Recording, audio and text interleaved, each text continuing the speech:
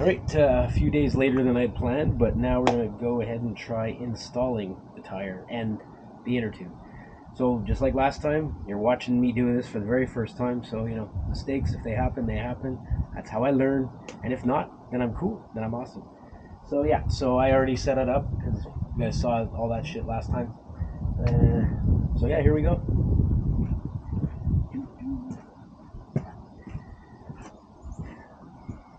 Old shitty tire. Left this out in the sun. There was people recommend warming up the rubber as much as possible because obviously to make it as flexible as possible because these are skinny tire stiff sidewall, which can be an issue, and lube the hell out of it apparently.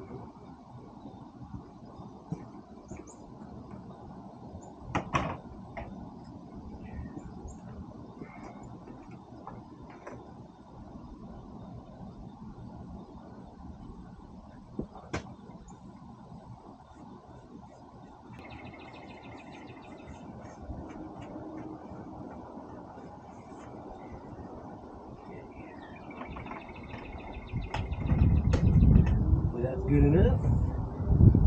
So now, all the motorcycle tires I've ever dealt with are directional. I don't know if they all the ones I've ever used are. So yeah, I gotta look for the arrow. There's the arrow rotation. The front is this way. This is the disc side of the front wheel, which is going that way. So this way, that way, we're good. This one also has, as most do, either it's a red dot.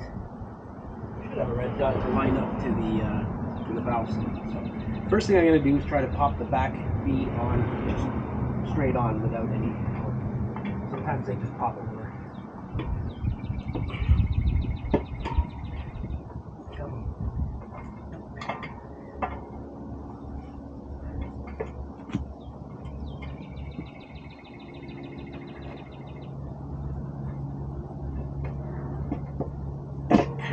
Just like that. See, that's awesome.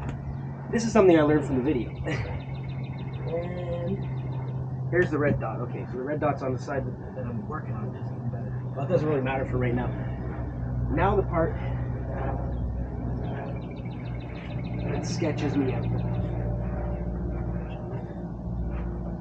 Installing the inner tube. So getting it in there, making sure it isn't folded, it isn't pinched, and that it isn't cut when you inflate it and everything. I had that experience. I told you the story about this tire, well not this one, but the front tire going down because what had happened was whoever installed it last time had folded it over like that and eventually rubbed a hole in it. The fold over, believe it or not, that was probably what saved my ass as far as when I was able to re-inflate it and keep going. So again, brand new, never done this before, no fucking idea, I'm just gonna go for it.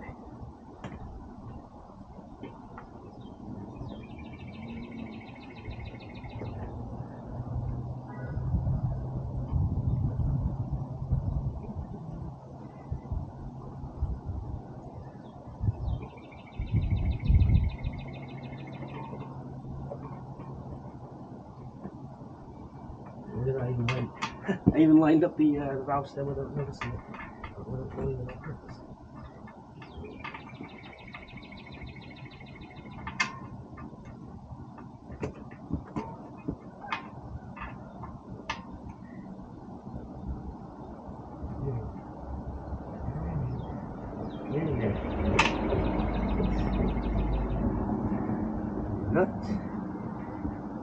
So, one tip that I saw, which makes sense to me, is before seating the second bead, I'm going to inflate the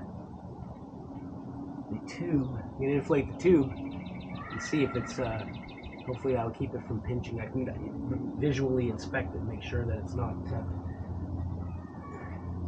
not outside of the rim, like it spots here. And then we go from there.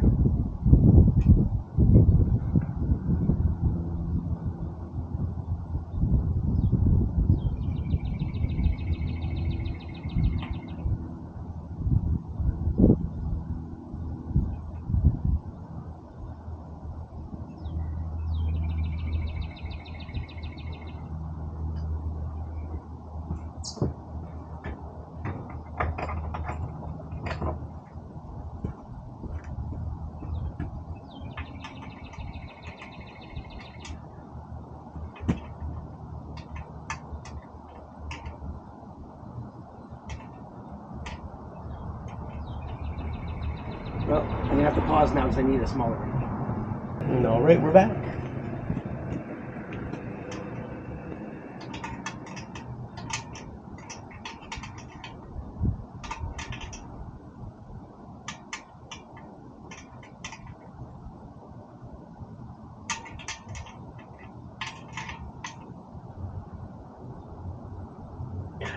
That should be good, I think. Now we'll give her a little bit of an inflation, just to make sure.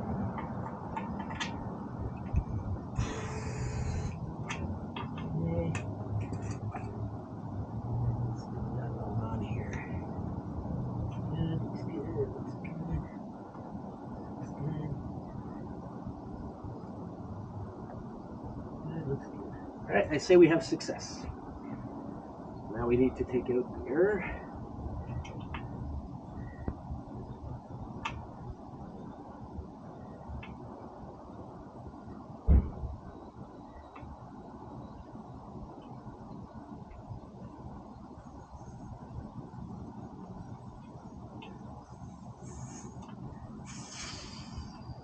Now there's a whole lot in there.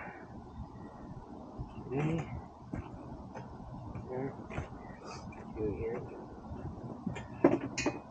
Now I just, I got one of these really sort of small home compressors. It's not like a big massive one.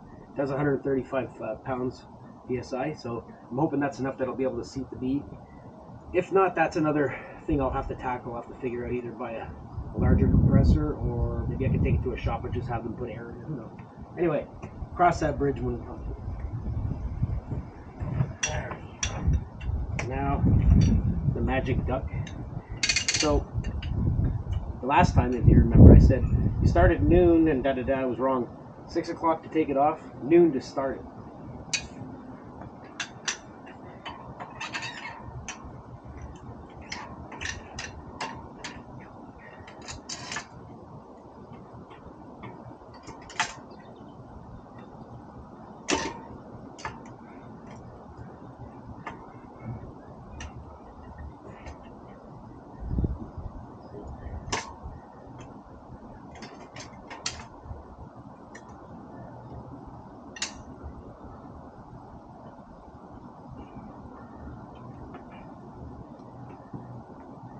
Maybe that trick of mounting the bead on before putting the duck head on was going to turn out to cost me more time. Yeah, well, again, live and learn. That's the case.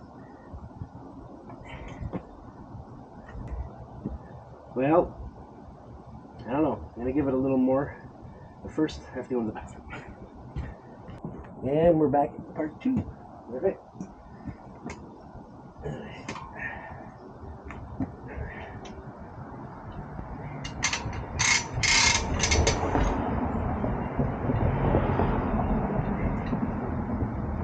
Okay, I got that. Got to get this bead under or on the other side of that now. So I know for next time I should have this thing mounted on first before putting the first side of the tire on. But it can be done this way, it's just more work.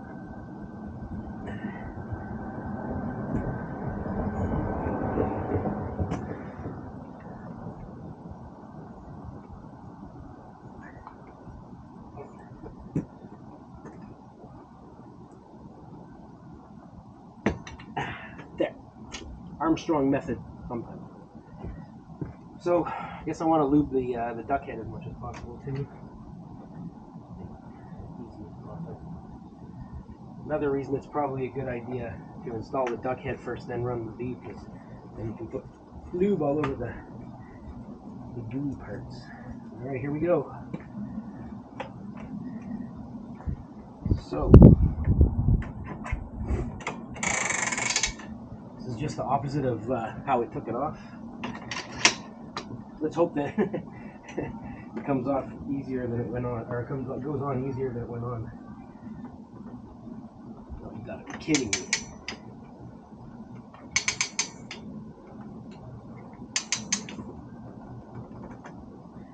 Okay, now we've reached the tight spot. So, also included in the kit are these drop down, or drop center wedges, basically. So you want to, if I'm not mistaken, it goes, it has to go like this.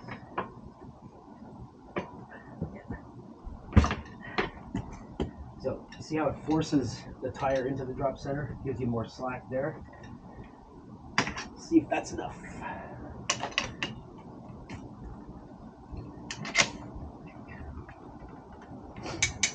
Not quite.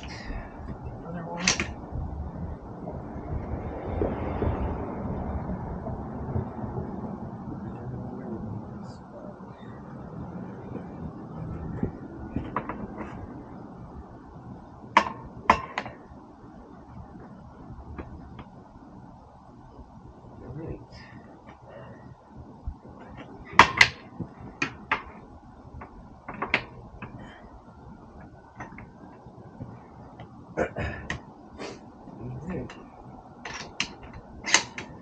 We're getting there.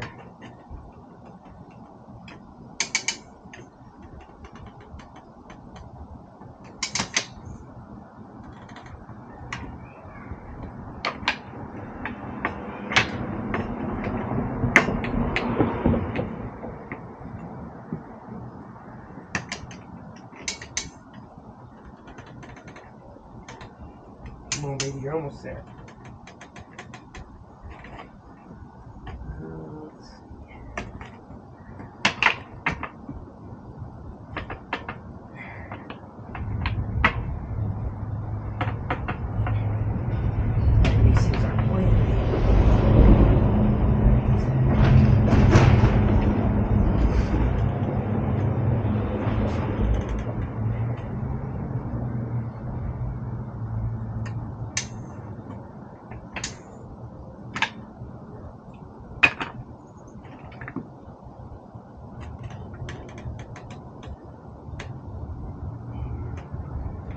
Oh yeah, oh yeah.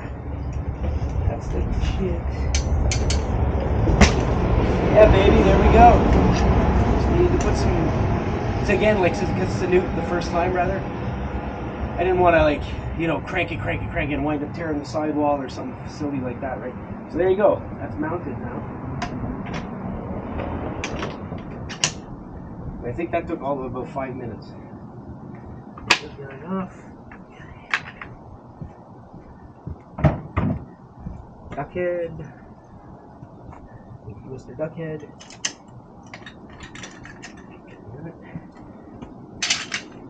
And I don't know, maybe I will. Next time I'll try it with the duckhead on first before putting the first bead on. Alright, so now we're going to try, see if this compressor is going to be strong enough for this. This chuck I have needs to have the valve core in. Some you can get that don't. The one I have does. So air will not flow without the valve core in. Okay. Now we see if this thing's strong enough to do this. I sure hope so. Fingers crossed.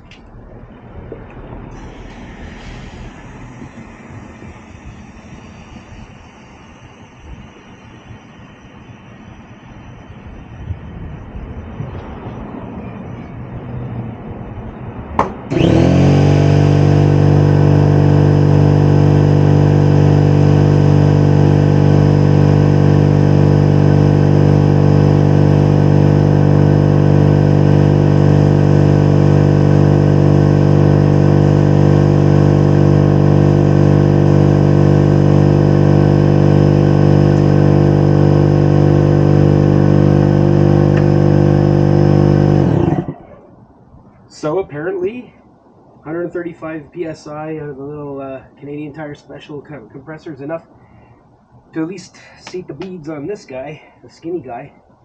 I can only imagine that it'll be fine for the big fat tire I got to do later this week. I got to do Reaper's rear tire, which is a solid disc, 3.5 inch wide.